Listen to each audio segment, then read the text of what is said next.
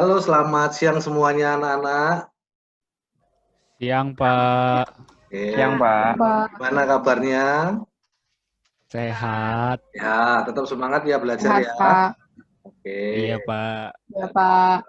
di masa pandemi ini walaupun kita hanya bisa bertatap muka, kita tetap semangat dalam belajar. Oke, pada pertemuan kali ini memang materi baru terkait dengan membuat data perusahaan. Coba ini saya akan screen share ya terkait dengan materi yang akan kita bahas. Oke, apakah sudah bisa tampil di layar kalian? Sudah, Udah, Pak. Pak. Sudah, oke. Ya, ini pokok bahasan yang nanti akan kita pelajari bersama terkait dengan membuat data customer, supplier, inventory di program IOP. Sebelum lanjut, saya akan membacakan terkait dengan kompetensi dasarnya. Yang pertama, kompetensi yang akan kita capai dalam pembelajaran ini adalah KD 321, yaitu menganalisis saldo kartu piutang, kartu utang, kartu item perlengkapan, suplis, kartu bahan baku, kartu bahan pembantu, kartu bahan jadi, dan kartu aset tetap pada perusahaan manufaktur. Kemudian keterampilannya 4.21 yaitu melakukan entry terkait saldo kartu piutang, kartu utang, kartu item perlengkapan atau suplis, kartu bahan baku, kartu bahan pembantu, kartu bahan jadi, dan kartu aset tetap pada perusahaan manufaktur. Adapun nanti tujuan pembelajaran yang akan kita capai itu adalah yang pertama, kalian diharapkan nanti dapat mengidentifikasi data atau daftar kartu piutang pada perusahaan manufaktur. Kemudian yang kedua, setelah melakukan identifikasi, kalian nanti diharapkan dapat melakukan entry data kartu piutang pada perusahaan manufaktur di program IOP Accounting. Kemudian yang ketiga, nanti diharapkan kalian melakukan entry saldo awal piutang pada perusahaan manufaktur di program IOP Accounting.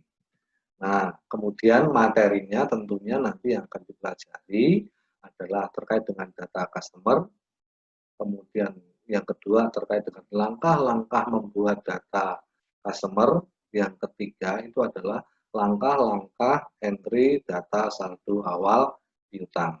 Nah, langkah-langkah yang akan kalian pelajari dalam pembelajaran. Yang pertama tentunya nanti setelah kita selesai Zoom meeting ini, kalian nanti membuka Google Classroom. Saya sudah sharekan materi di Google Classroom terkait yang pertama. Nanti di sana kalian bisa mengisi absensi. Yang kedua, kalian nanti mencoba untuk menganalisis video pembelajarannya. Ya. Setelah dianalisis, nanti kalian bisa mengerjakan soal latihan dan evaluasi.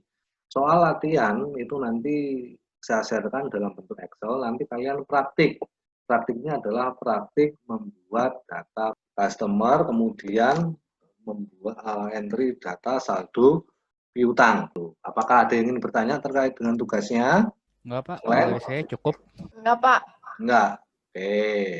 Ini kita cukupkan sekian. Nanti kita ketemu lagi 40 menit selanjutnya. Oke, semangat ya. Selamat pagi. Pagi, Pak. Oke. Selamat pagi, Pak. Ya. Pagi, Pak.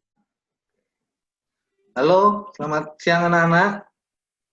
Siang, Pak. Oke. Siang, Pak. Ya. Oke, ini udah 40 menit berlalu ya. Kita sharing-sharing terkait dengan apa yang sudah kalian pelajari. Sama kayak yang lain sih, Pak. Tadi saya harus bolak-balik ke videonya juga buat ngeliat, karena kan masih baru belajar juga. Jadi bolak-balik videonya buat lihat lagi. Terus tadi kendalanya pas masukin saldo sih, Pak. Saya lupa tax code-nya ternyata NT ya, bukan PPN. Pas saya Ya. tadi NT. Ya, itu. Lagi. Oke, ini bagus nih Fania nih. Yang text code-nya ya itu ya? Iya, Ya. Pak. Tadi saya PPN. PPN ya. Jadi angkanya lebih besar ya? Iya. Nah, itu. Ini Pas ya. bulannya. Ya, oke. Ini statement bagus nih dari Fania ini terkait dengan text code-nya. Kenapa kok NT? Mungkin ada yang bisa menjawab, menjelaskan kenapa kok milihnya NT. Oke, Raymond bisa tadi kayaknya mau membantu menjawab, silakan. Oh iya, tadi menurut saya sih karena kenapa freight ini nggak masuk ke nggak dihitung ke PPN karena menurut saya itu bukan objek pajak, Pak. Jadi menurut saya jadi nggak usah ada PPN yang dipotong. Itu Oke. aja sih menurut saya. Ya, sip, betul. Bagus bahwa biaya angkut itu bukan termasuk dalam objek pajak, jadi kesimpulannya ya tidak perlu dikenakan pajak. Kecuali itu objek pajak, nah baru kita kenakan objek pajak. Oke, selanjutnya kita ke kesimpulan terkait dengan hasil pembelajaran. Berarti nanti kalian menyampaikan terkait dengan apa yang kalian dapat terkait dengan pembelajaran hari. Oke, silakan siapa dulu yang mau membuat kesimpulan? Silakan, yuk. Saya dulu deh Pak, dari saya dulu aja Pak. Ya, oke. Silakan MB. Nah, jadi kalau misalnya untuk membuat kartu customer atau kartu customer itu caranya yang pertama itu yang saya dapat Pak, pertama pencet card file. Jadi di command center itu ada namanya bagian card file, kita klik card file. Nah, setelah itu pilih card list. Nah, terus setelah pilih card list itu akan muncul jenis-jenisnya, ada supplier, ada customer, dan lain-lain. Nah, kita pilih customer. Nah, setelah customer itu kita pencet new. Nah, pasti kan awalnya kalau sebelum kita itu kan pasti kan kosong kan bentuknya. Nah, di situ kita masukin dengan cara mengklik new. Nah, data yang diperluin apa aja sih? Nah, isi datanya tuh adalah yang pertama, nama, card ID, alamat, dan nomor telepon. Nah, itu kalau itu dari saya sih, saya baru ambil kesimpulannya itu doang, Pak. Oke, Mungkin terima dari kasih yang lain MB. ada tambahan. Ya, oke. Dan tambahan dari teman-teman yang lain, silakan tambahan dari teman-teman yang lain.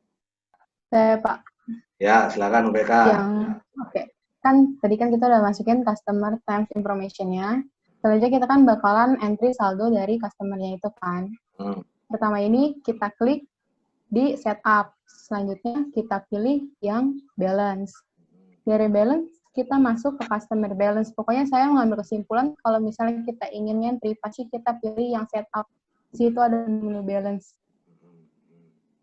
Lalu pilih customer. Kenapa kita pilih customer? Kan karena kita ini ingin meng-entry saldo customer-nya itu sendiri kan. Makanya kita pilih customer.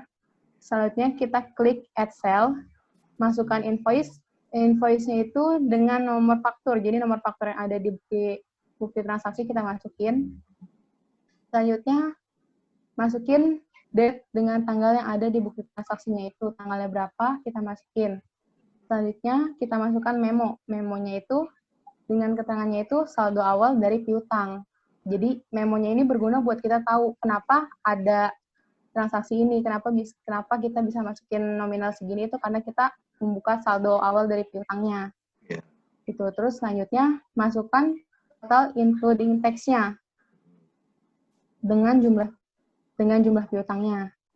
Selanjutnya ini tax code-nya itu dengan MT, lalu CTRL untuk kita cek jurnalnya yang udah kita buat nih, yang tadi udah kita buat.